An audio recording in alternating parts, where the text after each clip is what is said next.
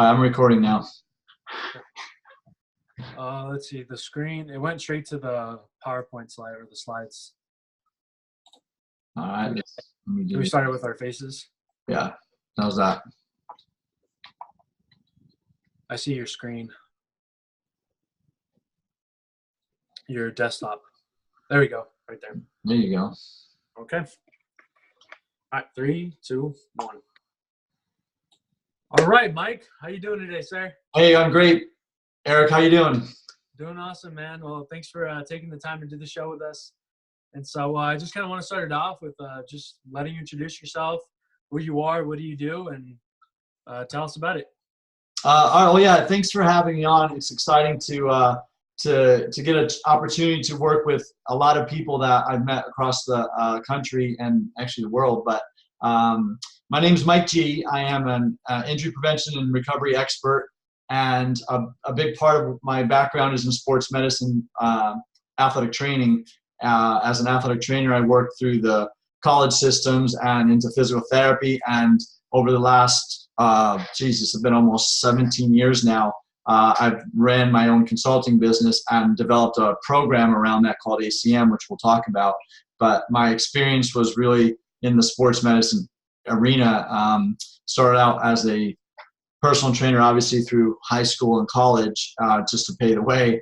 But it was a strong interest of mine for some reasons I'll explain in a minute. And then transitioned into athletic training, which is really on the medical side of the health spectrum that I was really more interested in than the fitness side of the health spectrum.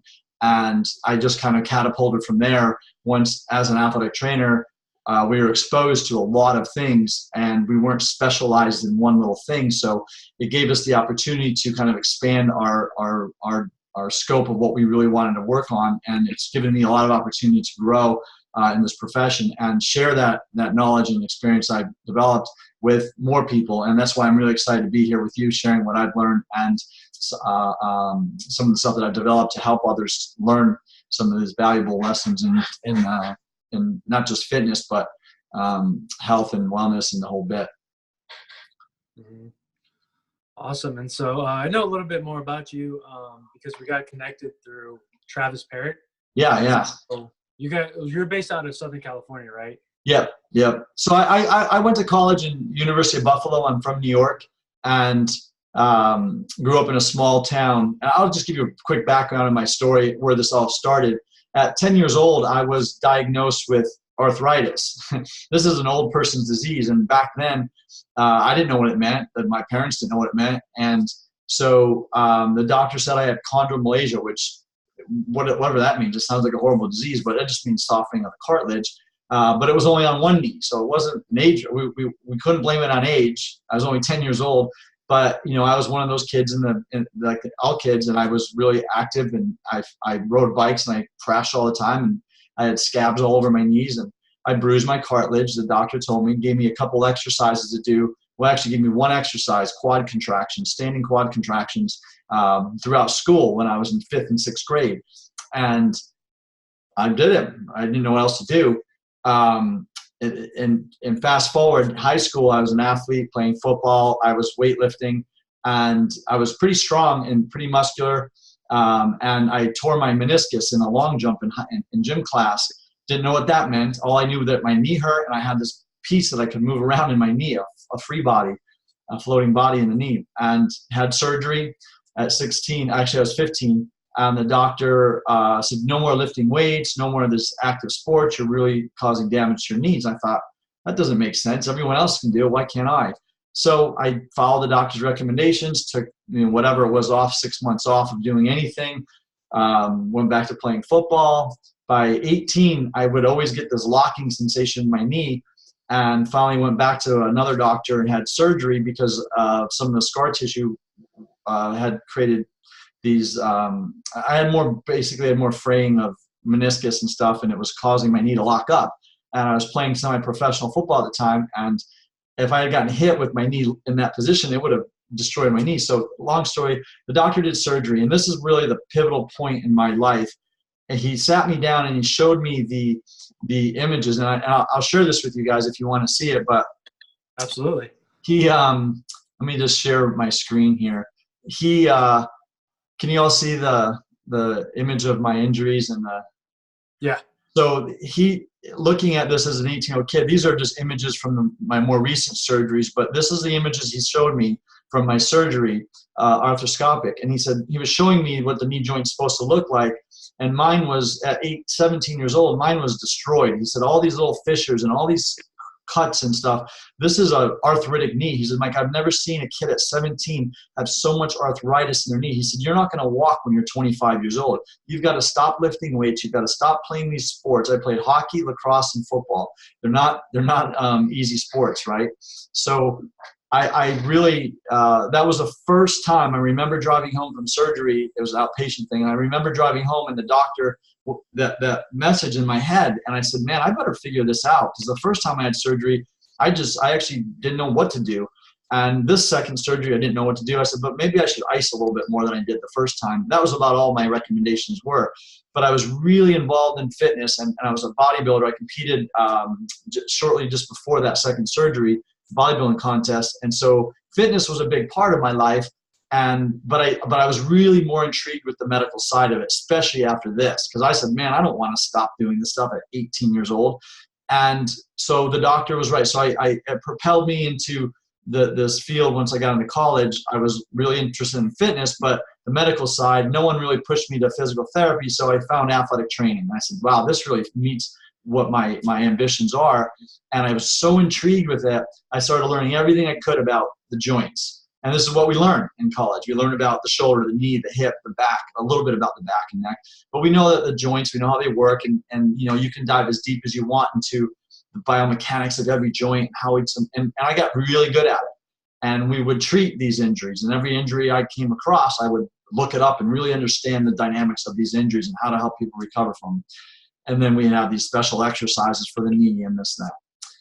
Well, when I got out of college, I started working in physical therapy as an athletic trainer. We can work nowadays. Physical therapists or athletic trainers are licensed in every state but California, where I am. But we can work right alongside with physical therapists. So at a clinic in Denver, I was working as a athletic trainer at the clinic, and I had my own patient load, 18 or 16 patients a day. And I would just review things with my physical therapist team, and then I would have a patient load. And it was getting a little frustrating for me because, you know, we blamed it on the engagement of the patient.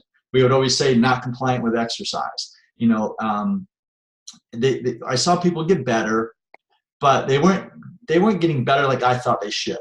And right alongside with this, I was getting worse. I was living on ibuprofen. I was playing college hockey at the time, living on ibuprofen and 800 milligrams 3 times a day. My stomach was in knots. It was really having a lot of gastrointestinal issues with me. And so I said, you know what? The first 2 surgeries worked for me. Let me go back and talk to our clinic doctor and get my 3rd surgery, because my knee was in a lot of pain. I was still lifting, playing hockey, but I was really limping around. And all the stuff I gave my patients to do in the clinic wasn't helping me. And I went to our clinic doctor and explained to him what happened to me, what the situation was. And I'll never forget this. And this is really the turning point in my career, because I was really vested in athletic training and learning the physical therapy part. I was considering going to physical therapy school or even PA school. And I told the doctor this, and I'll never forget what he told me. He said, he looked at me, shrugged his shoulders, and said, I can't help you, Mike. He's like, you're 27 years old, 25, 27. You have arthritis and you need a knee replacement. You're too young for that. You're going to have to live with it until you're ready for a knee replacement. And my world was shocked. I walked out of that office and I did not know what to do. I thought, my gosh, it's that cognitive dissonance that we get. We're doing something, but we know we don't believe in it. And I started looking at what we were doing with our patients, and I started asking some questions. I remember one situation where I had a patient. I would cast people's foot for orthotics, custom orthotics, subtalar neutral, and we'd get all these molds on them. And I remember talking to the doctor one day, and I said, what if this person just wants to walk barefoot one day, the way we were designed? And he looked at me and said, and almost to the point, like, why would you ask a question like that? But to me, it made sense. And I said, you know, I missed something here. Something's not making sense to me. So I went back to grad school. I said, I got to go learn more of this. And it was kind of my direction still. I wanted to pursue athletic training at the professional level. Went to graduate school as a grad assistant at Fresno State. And shortly into it, this is probably the pivotal point. The head athletic trainer told me, he said, listen, Mike, maybe you ought to go a different direction in this field. And I said, what do you mean? I loved what I was doing, but I also looked at it. I also looked at what we were doing in the clinic was, I call them monkey skills. We would tape people's ankles, which we know isn't that effective, using tape for support. And we would do ultrasound and e-stim and ice and massage, but it wasn't effective. It wasn't helping them really the bigger picture of stuff. And we had one athlete tore her ACL in a high jump. And about 6 months into her rehab, the head trainer was working on the rehab with her.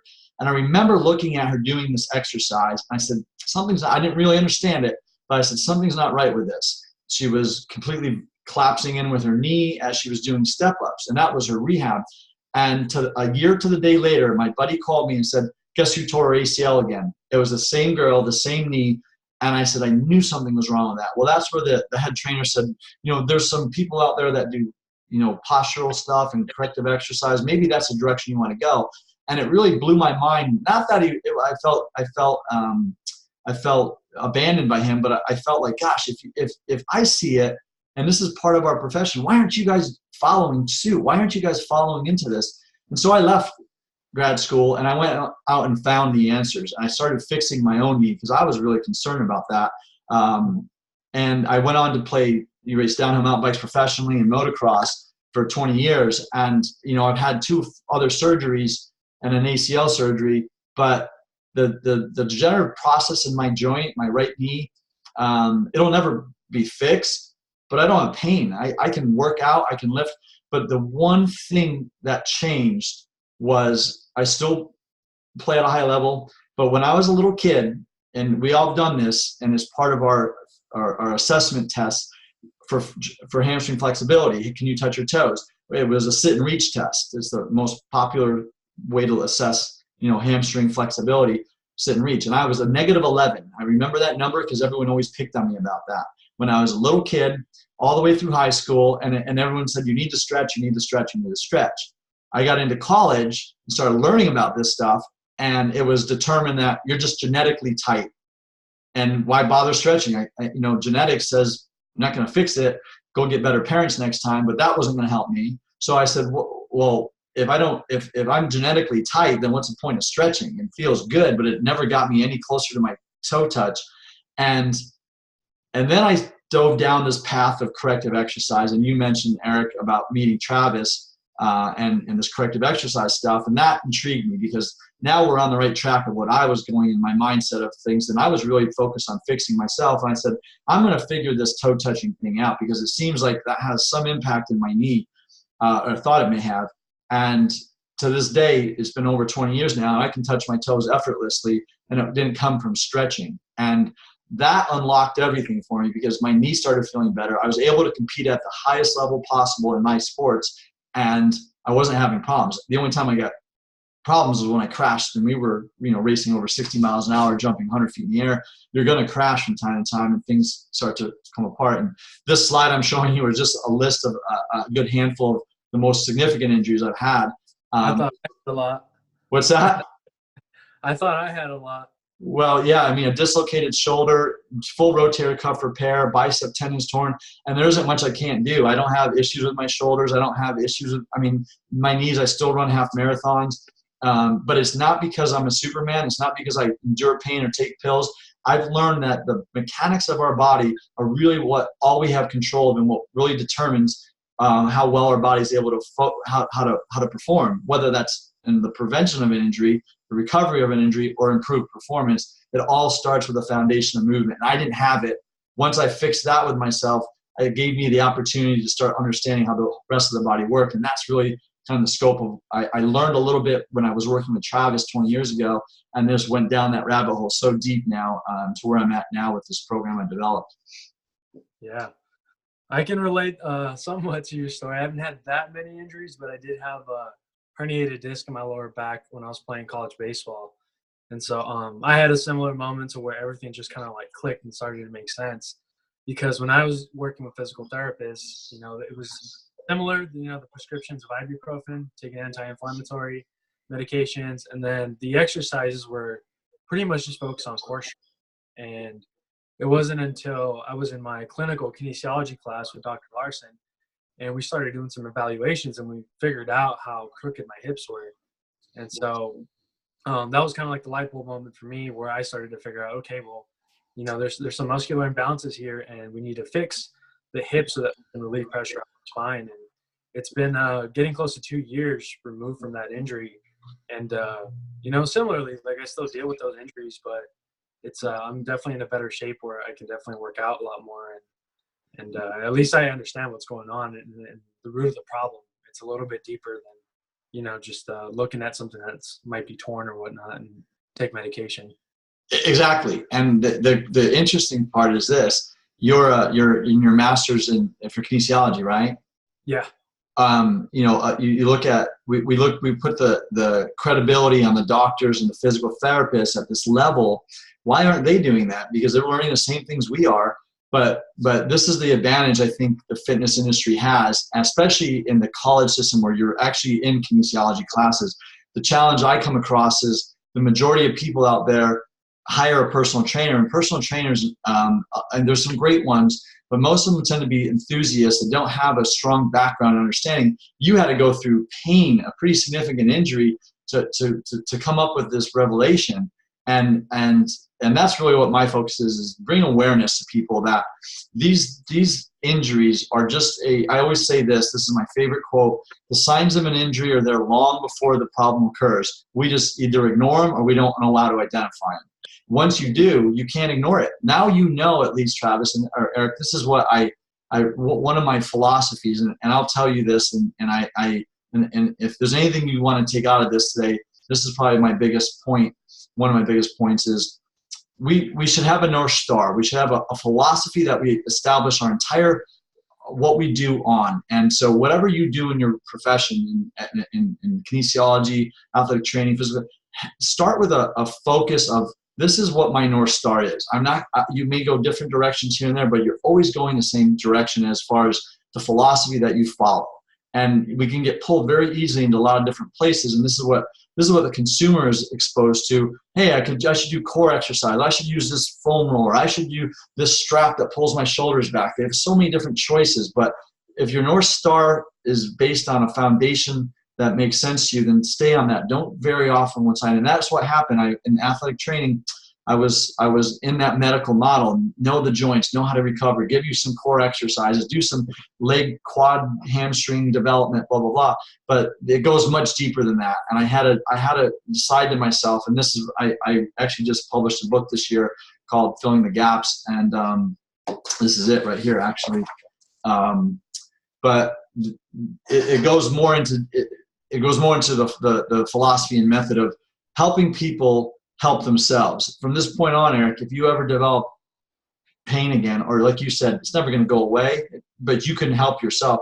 But you're empowered now to understand what the problem is and know how to fix it. At least have a direction to go to fix it. That is your North Star as far as treatment. You're not going to rely on the injections, surgeries, the fusions to be the fix to your back. There's an imbalance. It's been shown to you. Now, at least whether you do it or not, it's different. And this is what I go into my book about mindset. In order to change anything in our life and the decisions we make, is based on two simple principles. Number one, you have to believe it's possible. And so a lot of people don't believe it's possible to get out of pain, and because of what they're shown with x-rays, MRIs. So what path are you leading your patients or clients down if you're not making it possible for them to believe they can fix themselves? And second is it has to be worth it to you. And most people, when we have pain, it's worth it. We'll do whatever it takes to get out of pain. If you don't have pain, then sometimes it's not worth it. You may believe you can get out of it. You may believe this stuff, but it's just not worth it to you. And those are the two things. Again, I go into a lot more than just, hey, these are some corrective exercises, let's do them. There's a lot about the philosophy behind it that helps people become engaged and empowered like you do, and educated to understand that there's a lot more out there. And that's why I always go back to that quote that I mentioned. the signs of an injury, they're long before the injury happens. We either choose to ignore them or we just don't know about them. My goal is to bring awareness. Here's a way to simply assess your dysfunction, and I'll show you something really quick that you may even be surprised with this assessment and your hip imbalance, how it will determine even probably a deeper scope of how to get through it. It's awesome stuff. Right on. And that's my this is I don't know if you can see my screen, but Jordan's story, I use this in a lot of my talks because of exactly what you said. Jordan, you had you were fortunate to have an opportunity and the advantage of being in a curriculum that taught you this stuff. Most people out there just go, well, I got to go to a doctor. So this is Jordan and Jason. Jason's her dad. Jason came to me one day really concerned about his 14-year-old daughter who had developed hip pain. She was actually 13, developed hip pain from water polo. And whether it was from water polo, we don't know what it was from. She just developed hip pain on one side. So, we were she had gone, the doctor, they were concerned. They took her to the doctor.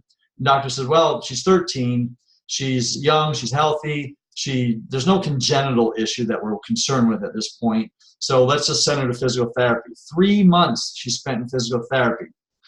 When you watch Jordan squat, most of you guys understand the overhead squat assessment. Her knees were buckling in completely. So she looked like a very weak individual. So I said, well, what did they do in physical therapy? They just gave me a bunch of exercises. Well, what exercises? It was all lateral abductor exercises, glute medius, glute minimus, side steps with a band, everything related to the glute medius and glute function. Well, in 3 months, if that was the problem, she should have ran out of there, right? I mean, they're doing a very specialized focus of attention on a weak glute function. And within 3 months, if you're not seeing results in the gym or in something, then it's probably not the right direction to go. So all I knew, I didn't know, he said, can you help her? And I said, I have no idea, bring her in. All I knew was 3 months of a specialized focus on her hip weakness didn't help. That's all I knew. They missed something. Within 5 minutes of assessing her through my ACM program, we found her biggest dysfunction.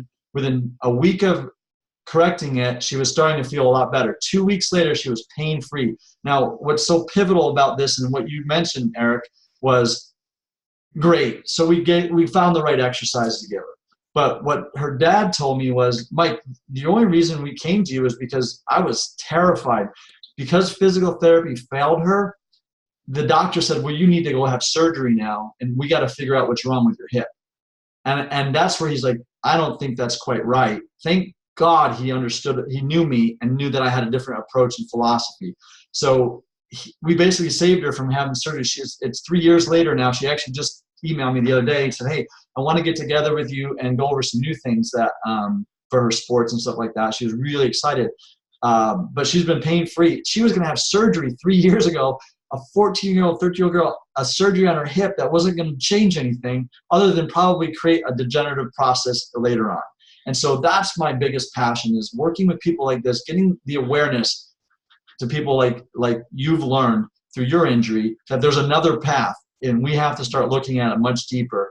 And the average consumer out there is really being misguided and misled with an understanding. So Jordan's just a phenomenal girl, super sweet girl. Wow. And so what do you think is part of, per se, the problem of why we have such different perspectives on how to fix the solution? So like you have doctors who, I feel like probably what they know is surgery, right? Like we need to go in there and physically repair from a structural standpoint. And so why is it that a physical therapist, personal trainer, doctor, like why do we all have different approaches, and why do you think, or how can we have a better solution overall? Well, the best way to from a very big picture, and obviously it's a lot more complicated than this, but I always say this.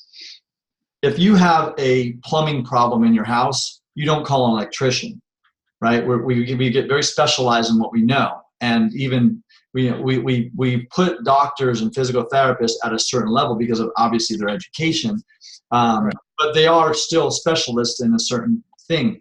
When I was working in physical therapy, and even to this day, There's some great physical therapists out there, but most therapists, most chiropractors, you'll see the medical model changing, especially with insurance reimbursement, where they'll say they're starting to get cash patients. They want to get paid by cash. When we were directed by the insurance companies, you get 8 visits. We had pretty much a maximum what we knew we were going to get reimbursed with. Well, in that short period of time we didn't have the ability to go into these further expansions. When we get a prescription from a doctor, treat for right hip pain, well, that's what we're focused on. I like to think of it like a sniper focuses on one little spot, and that's what they work on. Although we knew about kinetic chain, we didn't really know what to do with it. And I think Greg Cook with FMS has really opened that window to a new approach. And when I read Greg Cook's book on movement, I said, here's a guy that's finally talking what I'm saying. And I think because he's a physical therapist, he's changed that paradigm for how at least physical therapists want to think of it. The challenge is they don't have the ability to go down that path and expand on what they can help people with, because they're still stuck with insurance reimbursement, having to focus on little things. But it does surprise me, and I'm not really sure why others don't see it as simply as we can, that there's dysfunction.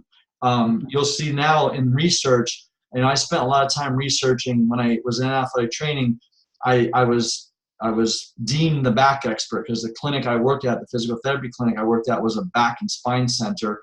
And so they said, well, you're the only one here with experience. And I said, what do I know? We used to massage, do traction. But because I'm the only one that understood a little bit about the spine from a rehab standpoint, they said, you're the back expert. So everyone in college came to me with their back issues. I said, what do I know? I took about 10 Division I college athletes, these track guys, sent them in for x-rays and found, I think, almost 50% of them had pars defects, a little spondylolisthesis where the lumbar spine slips forward. And I was shocked. I'm like, how do these young kids develop this dysfunction? And that's why I started going down that path. And I guess it really depends on what level of a therapist or exercise kinesiologist you want to be, because that path goes very deep, and there's a lot of great stuff out there. I have a lot of great mentors that I have really compiled all this information to do. But the research nowadays is leaning more toward, you can find a lot more research on functional movement and how it impacts our body's ability to, the idea that the dysfunctions are there before the injuries occur. The research is starting to show us some really strong insights to the functional components of a person's physical capabilities, and it's going in the right direction. It's just adapting to it, right? And really, it comes down to a lot of it's what is the public demanding. I mean, if you think of our society, what's faster, an injection, pill, or surgery versus, hey, I'm going to give you a 3-month corrective exercise program that's going to really help your body, but it's going to take a little longer time to get there. And this is the challenge we have. The majority of the public out there that's paying for this wants a quick fix. And Eric, this is not a quick fix with a back problem. So it's people like this, it's podcasts like this, thought leaders that can start changing a paradigm as to where this entire industry is shifting. And that's what I really want to be. It's more than just a program I developed and a certification program and this stuff.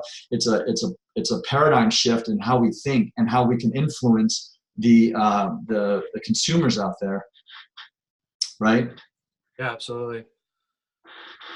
Wow. So this is interesting. This is what I talk about. Can you see my slide? Yeah. These are the fitness influencers, and so I see this a lot where the consumer and we're talking on the one side of the health spectrum, where the consumer wants to get these hot bodies, so they use these hot models, but in each one of these pictures, there's tremendous dysfunction. I don't know if I can see it as it can come up. Yeah, the dysfunctions are all there. And then, you know, people do these sumo squats, but this girl's foot is so twisted out compared to her femur position, but it looks good. And they can replicate that from a YouTube video, and they do it in the gym. They don't know what they're looking for, but they got this hot model showing it. This, to me, in my opinion, it's not my opinion, but this is a compensated movement pattern.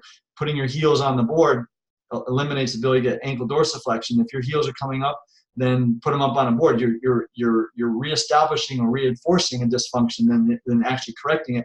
But you have a hot guy, you know, a hot guy with his shirt off, looks strong. This guy, I mean, who guy doesn't want to have muscles like that? Let's just do some deadlifts. But look at his femur and foot position. This stuff, these are influencers out there that are influencing the general public, and these are the celebrity trainers who the other trainers, the enthusiasts, are getting information from, but it's not the right information. I can't tell you how many girls I see doing these butt lifts, these leg lifts for their glutes, and all it is lumbar extension. I have a friend, she's a tremendous fitness girl. I mean, this girl's a bodybuilder type, but super, super focused on all this stuff.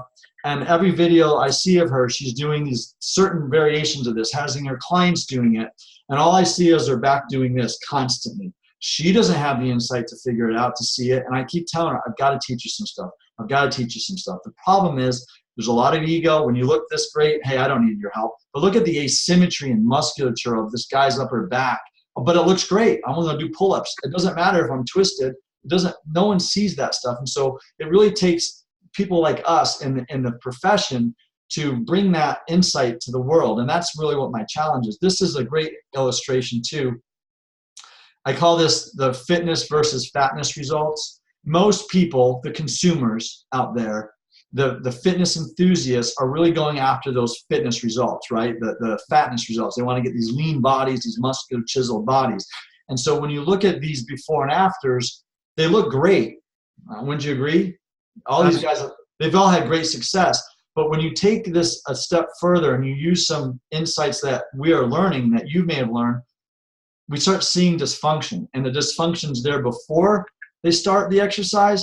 And if they're doing the right stuff, you can correct it. But most of these people are doing exercise they find on YouTube or whatever they're doing, and they're getting leaner, they're getting more muscular, but they're reinforcing the dysfunction because you didn't fix it.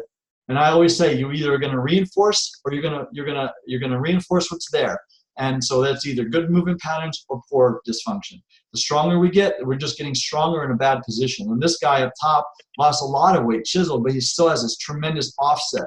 You know, from your back injury, what does that lead to, right? That imbalance in the spine is a back problem waiting to happen, not to mention shoulder, neck, or anything in that kinetic chain. But this girl, look at the abs that she developed, but look at her femur and foot position. There's no strength there, functional strength. And so, Eric, it really comes down to people like us becoming influencers and not being afraid to go out and challenge the status quo and go up against the consumer's perception of what fitness is, saying this is not fitness. This is a path to pain and injury. And then where do they go? The pills, injections, and surgeries, right? So this is really one of my biggest impressions to leave people is there's so much more to look at, and that's what we really have to start moving toward. I'm sorry, go ahead. No, that's what we need to do to start changing these paradigms. Yeah. And I have the same challenges as a personal trainer out here in Kansas City. And so I've been influenced by a lot of great people, a lot of them that do corrective exercise work, physical therapy backgrounds. Yeah. Meeting Travis as well. And so a challenge that I have is when I'm working with someone who is a weight loss type of client and just trying to get them to see the long-term picture about, you know, like, yes, we can get you that six pack. It's going to take some time, but it's so much safer for us to do all the corrective exercise, doing all the functional movements. So that way we ensure that really good foundation. And then from there, now we can push the body. Now we can go on squats and deadlifts and bench pressing. But if you have, you know, a bad shoulder and well, not bad, but it's dysfunctional, and then you want to start loading that, you know, that can be a recipe for disaster in the long run. So exactly. And this is where I bring these slides up, because here's what I'll tell you in a way to go around this is, first of all, let's get away from calling it weight loss, because if that's what people are focusing on, when we lose something, we tend to want to get it back, psychology or subconscious. So it's what we're trying to do is get fat loss and gain muscle. But that's just education for client. But when it comes to how to go about that, obviously it's mostly diet and nutrition, but everyone wants to exercise. And so whatever you do in exercise, you're going to either influence good patterns or bad patterns. And so if someone like you who's a student at identifying dysfunction, and it makes sense to you to want to do corrective exercise, well, you can create corrective exercise with the workout. It doesn't have to be, let's do these corrective exercises and then just work out. In fact, then this is the challenge that I've come across. The definition from Wikipedia says that functional training, and I put these in red highlights, adapts to develop exercise to allow us to perform activities. So it's the whole idea of let's adapt or develop these new exercises. And so people come up with all kinds of crazy stuff to do to adapt or develop a new exercise. But for what?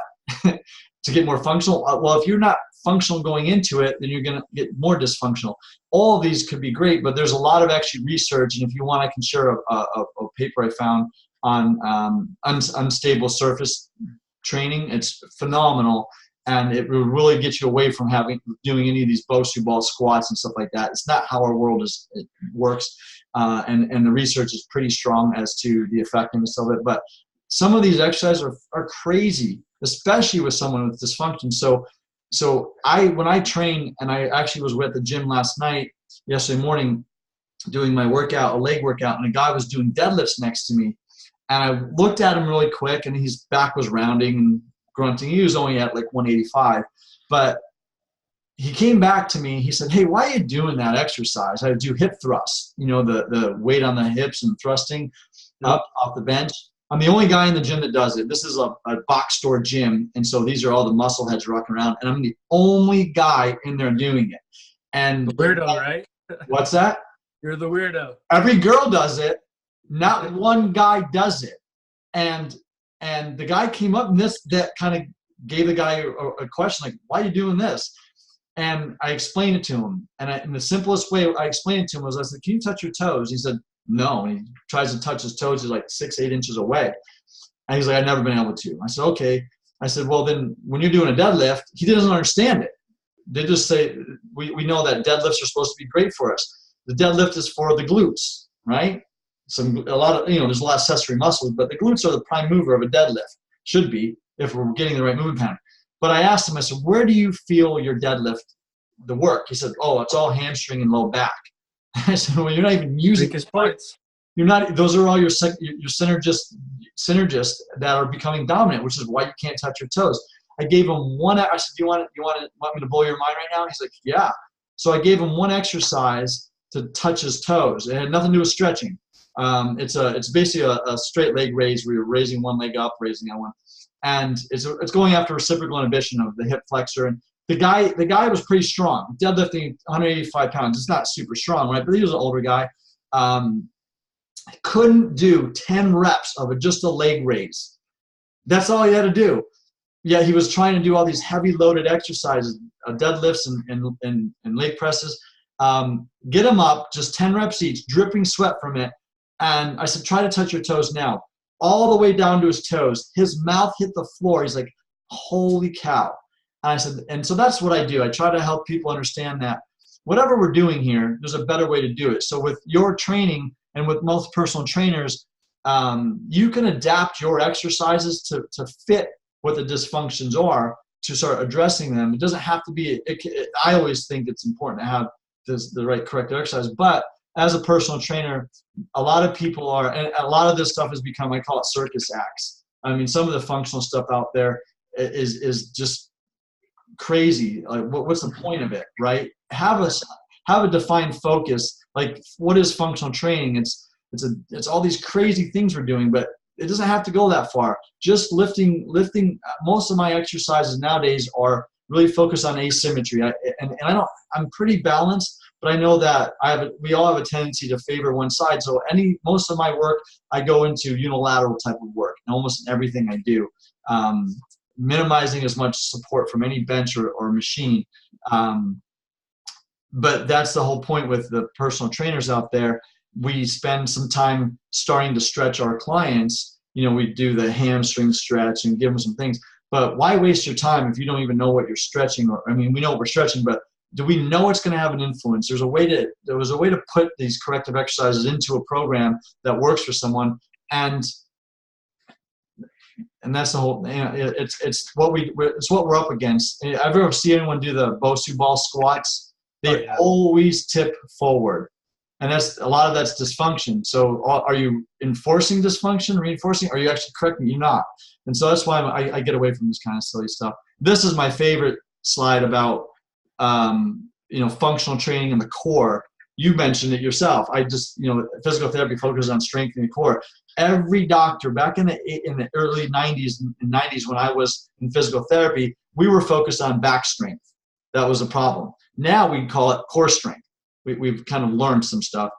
But the core isn't your abdominals. And yet these advertisements, 6 core exercises that can help women over 35 get a flat belly. What does a flat belly and core strength have to do with anything with each other? But that's what's being taught.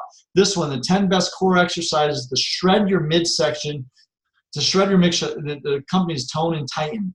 But that's not what core exercises are about, but it's being misconstrued, right? That's why we need educated thought leaders to go out and really teach people what that means. They use this as a core exercise, but look at her neck position. Is this a core exercise or is this hip flexor? These are problems that people that have dysfunction, the right exercises will help someone, and they can become your training exercises. We just have to understand the concept of what we're looking at. Make sense?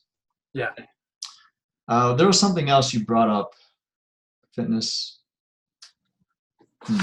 Oh, I was going to show you, and it's one of the points that Gray Cook makes, and I love it. It's why, because we're so focused on all these things we should be doing, and when it comes to corrective exercise, if you're doing any corrective exercise, the focus should be, and this is kind of one of my slides I talk about, what should be considered in functional training or whatever.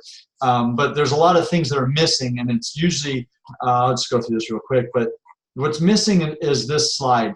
It's the purpose and goal of the corrective approach. It's not just about getting all these exercises and hope they work.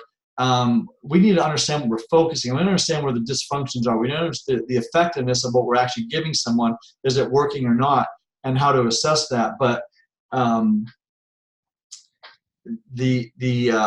lost my train of thought. It happens.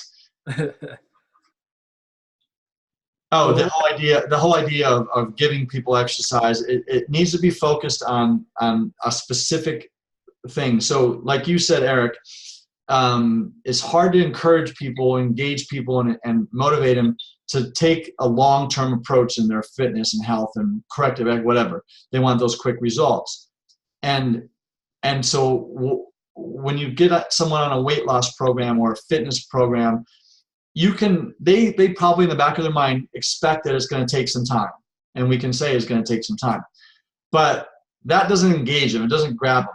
And that's why yesterday, this guy at the gym in 5 minutes will become one of my clients, because I got him to touch his toes in 10 reps in less than 2 minutes. He was touching his toes. And the results were immediate. And if you can show people results immediately with a corrective approach, then you've captured their interest, because that's what they want. And you can say, look, we don't have to spend all this time doing all these crazy things. Find one thing that works and stay with it until we need to move to the next pattern. And that's really my focus of corrective exercise. Again, it's a bigger philosophy. You've got to be able to give something, deliver a quicker result immediately so that people can stay engaged in the longer process. Does that make sense? Absolutely. And so one more thing I want to touch into. So the programs that you've been a part of and helped develop, tell us about ACM. Oh, here, this is a great slide. ACM stands for Assess, Correct, and Move. And it's sequential. We need to start assessing the dysfunctions, identifying them, correct them, and then get people moving. Most personal trainers, most of the direction out there is on what's the right movement to do. What do we do? What do we do? Let's exercise. But start with an assessment, go after the correction, and then move. And that's really what this whole program is about. But I'll share with you this real quick. Most of us, this is that health spectrum that we we were talking about earlier, most of us assume that our clients are on that seemingly fit and optimally fit side of that spectrum. That's where the personal trainers fall into place toward that green line.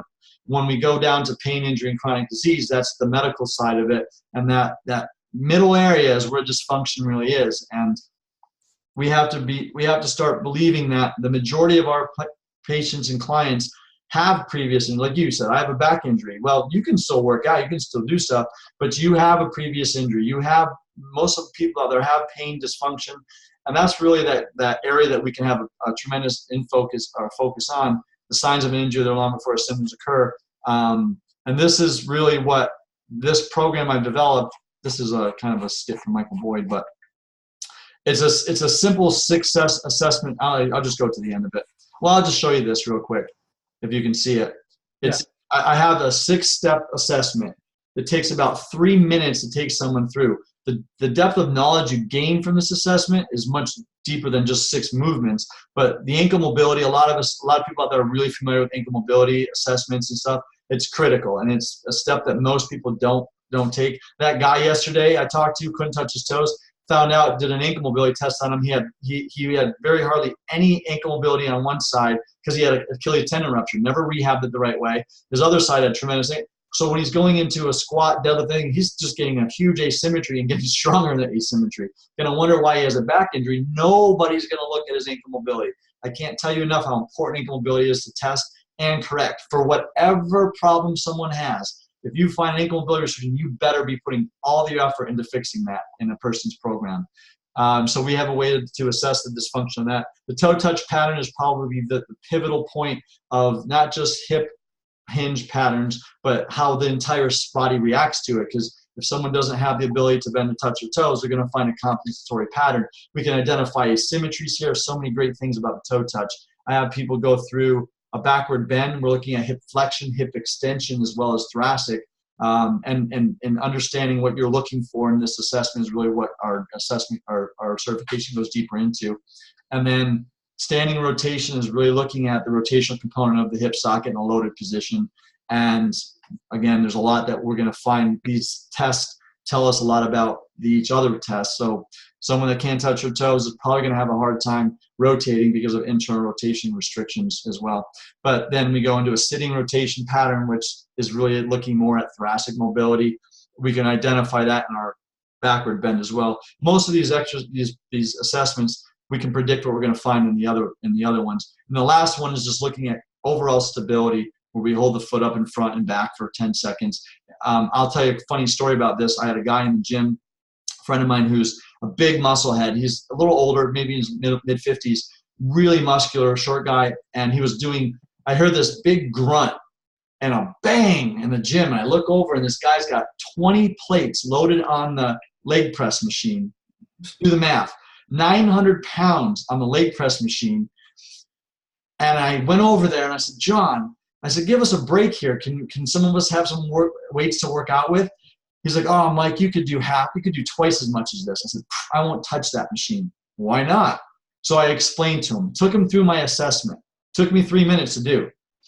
He was a Gumby, palms flat on the floor, bent over backwards all the way to the floor. And the guy was crazy how flexible he was. I'm like, great. And then I explained to him, I said, all babies are born with flexibility. We don't need any more. We have all the mobility we ever needed. You've got great mobility, but let's test your ability to stand on one foot, which is pretty much I call this my fundamental movement pattern assessment. This isn't functional. This isn't looking at higher level things. We're looking at just the basics of movement. And I said, can you just stand on one foot with your knee up and then back? Because it's just looking at gross stability. Could not do it. He would, you and I might flop our hands around. He literally would fall over, hold himself, let go real quick and fall over. Could not believe it. He couldn't believe it, and I was shocked. But it shows that, hey, look, don't waste time stretching. You're as flexible as anybody, any baby out there. The leg press lifting 900 pounds sounds like you're getting a lot of strength, but it's doing nothing for what we do all day, which is stand on one foot and put the other foot in front. Walk, run, do those things.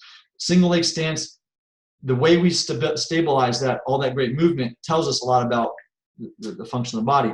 From this assessment that we just went through, we can determine what I think I have the slide up here. Those are the 6 movement patterns. But from that assessment, I think I had it up here.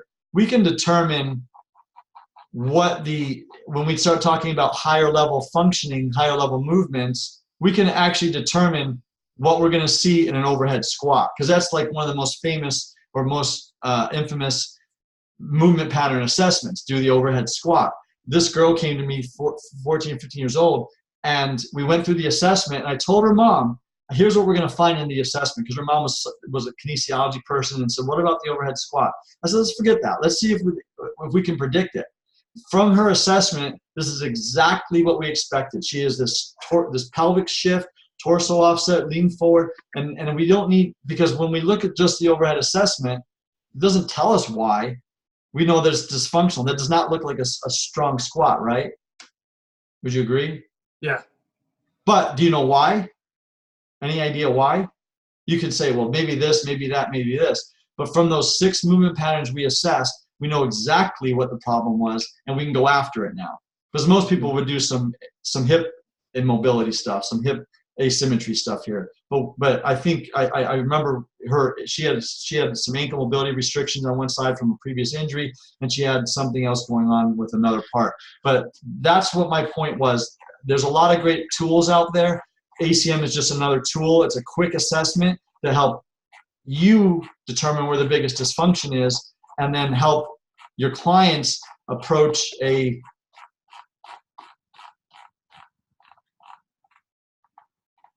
there it is. 6 movement patterns that kind of show the foundation of just overall movement. It can predict higher level movement patterns and how to correct them. And it gives us a central focus on where to start. And that's really what this whole program is about that I designed. And from the philosophy of it and the North Star, it gives your client something to focus on. This guy knows now, no matter what he does at the gym, he's got a big ankle asymmetry problem. And he's got the ability to touch toes. Like you figured out something to help you out. Now you know, and it helps engage and encourage people to do stuff. And so this is really as simple as it looks. There's a lot of depth behind it. Obviously, you probably know that from all the work you do in kinesiology. Yeah. Yeah. And I've got to see the program a little bit when I did some consultations with Travis. And so I compared a lot to the FMS and the SFMA. Yep. Great Cook. And so what I really like, though, is that the program within itself, the software of it, how you can kind of put in the scores and then go deeper in depth into that and then keep notes on that. And then how it kind of comes up with programs. I really like. Yeah. That's what we did. We made it simple for trainers, because we have an online assessment now where you can go through that assessment in a couple of minutes, and the algorithm, and as someone who's certified, will know what the right. You might find 3 or 4 dysfunctions. That guy had an ankle mobility problem, had a toe touching problem, but we know exactly what's most important based on research and based on what we know about the human body. How do you know where to start? At least you know we have a plan to start and approach the corrective exercises, and they are set immediately to you. So here's what I tell people that are personal trainers. Hey, go and do your personal training. Go do all that. Assess it, do your training, and then test it afterward. And then start making tweaks in your workout. Or just give them the assessment, your client an assessment, send them home with their corrective exercise as homework. That's added value to what you're offering, because they go home, they forget about you. But when they have a program that you sent them specific about their dysfunctions, that says that you're above most trainers out there. You're at a different level, and that's what people pay for. They don't pay for your time. They pay for the value that you bring. And this is a way of showing a lot more value, because now you can keep them. You come back, assess them right before they start their program. Oh, it looks like you haven't been doing your corrective exercises. Well, no, I haven't. Again, you put it on their shoulders, that responsibility, but you're giving them something. At least you're bringing that awareness. So that's what the assessment software does too, that goes along with this whole program. Put a lot of work into this to help people really, again, expand that reach that we need to start teaching people there's something else out there. SFMA, Great Cook, the FMS system, phenomenal tests. The SFMA takes a long time. You go through all these joints, and I think it's only geared for the clinician, physical therapist, athletic trainer, massage, whatever. But that's why the ACM is kind of a hybrid of all this, where it gives you a really it's the fundamental pattern, not necessarily the functional pattern. It doesn't take any time to do. right? Yeah, very efficient. That's what I like about it. Pretty quick, right? But it gives you a lot of insights, especially when you have the knowledge behind it. Hmm. And that's really what it is. And I'll share. And I guess that's what I want to show you. What else you got for me? Let me just. We're wrapping up here soon. Yeah, yeah. If you want to just go into the certifications for it for any trainers that are interested. Oh, okay. Yeah, I was going to show. I was going to show this. This is one of my favorite slides. I'd show people. The key to your success is basically. I always tell people, just because you're doing functional training doesn't mean you're going to get your client more functional. And these are pictures of, I just pulled off the internet, of people doing functional training stuff, and there's all kinds of dysfunction. He's got curls on a booster ball with his foot twisted out. You're either going to fix that or you're going to keep reinforcing it. And so that's probably a pivotal thing to your success. Just because it's functional doesn't mean you're going to end up that way. But the certification program, it's where did I put it? I put it at the end of this. It's all online. It's a pretty, there it is. It's an online course, and so all the materials there. We have all the movement pattern assessment ebooks or modules to go through to learn the assessment.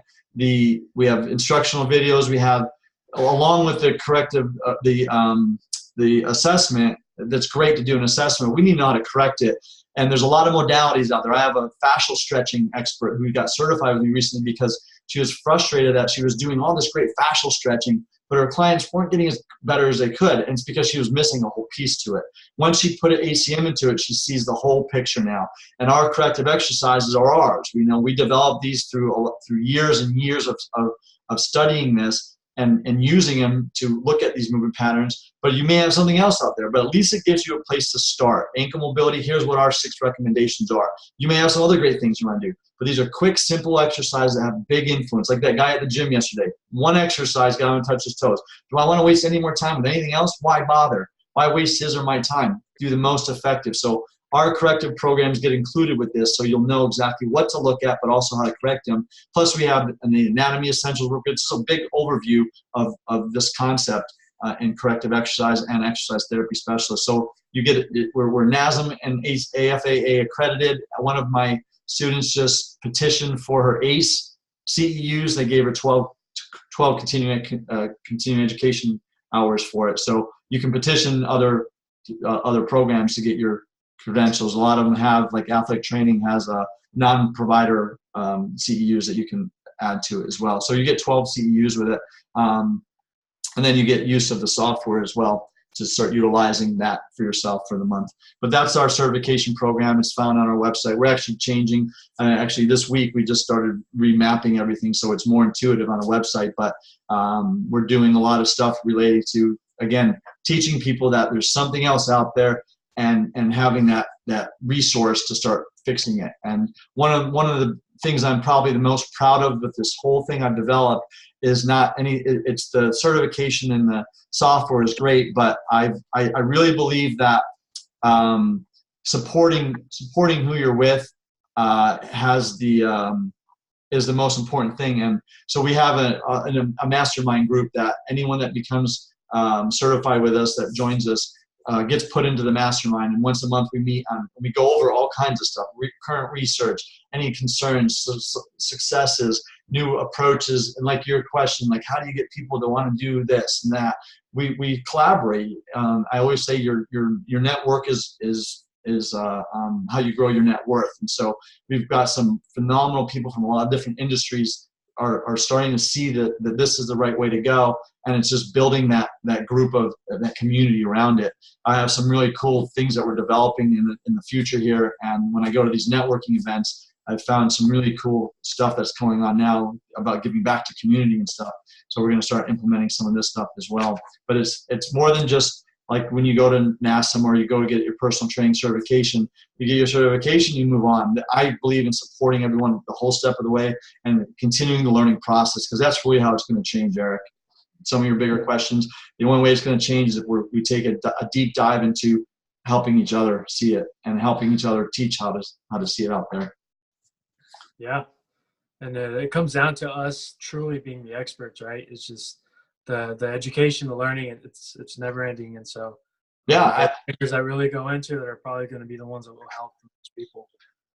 I developed this program, and I call myself an expert, but I have mentors that I follow, and I look at guidance from other people because the complexity of human movement is great, and we're never going to know it all. Anyone that thinks they do is probably someone I wouldn't be talking to. People that are curious, I am very curious, and I want to learn from everybody. My fascial stretching girl taught me some cool stuff, and it's just a collaboration. And the more we can get that talk around the professionals out there, and then start delivering that to the masses, so that they have it. I just want to give people another avenue to help themselves and give them hope again, because chronic pain is where most people lead down that path, and don't really have any solutions for themselves, Absolutely. Wow, what a great show. Tons of information. Appreciate it, Mike. Yeah, no, awesome. And I'm glad you had me on, and really encouraged to answer questions or reach out to me if you guys have anything you want to hear about. Yeah, just to wrap up, where can people find you? So, internet websites. Yeah, I'm on Instagram under SportsMedX. I've had that name for so long. There's no O in sports. It's SPTRS MedX. I'm on Instagram on that. We're probably going to change that to ACM, but you can probably search either one. And we're on Facebook. I have a few pages and groups in Facebook under ACM 360 Pro. And those are my two main platforms that I work off of, LinkedIn obviously, but ACM360pro.com is the website. We're changing some of that right now, so there may be some links that are missing. But again, I think there's and you can reach out to me at Mike@ACM360pro for questions or anything. I'm really excited to work with people and be part of this solution out there and promoting it. So I'm really excited to get engaged with people and start answering those kind of questions. Wow, awesome. Well, thank you for your time, Mike, and I know that we'll stay in touch. So yeah, and also I was going to say, on Amazon, if you look for Filling the Gaps, this is my current book. You can pick that up too as well. It goes into a lot of this concept and philosophy and a little bit more of the method and all that I put together. I'm going to write my second book this next coming year along those same lines. But yeah. I'm glad you had me here. Excited. Thank you, Eric, for inviting me. Thank you for your time, man. And thanks for doing this for people. Absolutely. It's just the goal, to keep educating people and educating ourselves, I think, Absolutely. We communicate and collaborate information and our experiences. I think that's just the way that trainers can grow into something bigger. And that's where we should be. Yeah. Absolutely. Those are people I want to work with. So awesome, bud. Thanks for having me on, and I'm really excited to hear from you guys. All right, man. Well, I'll be in touch. Thank you for your time. All right, buddy. Take care, Eric.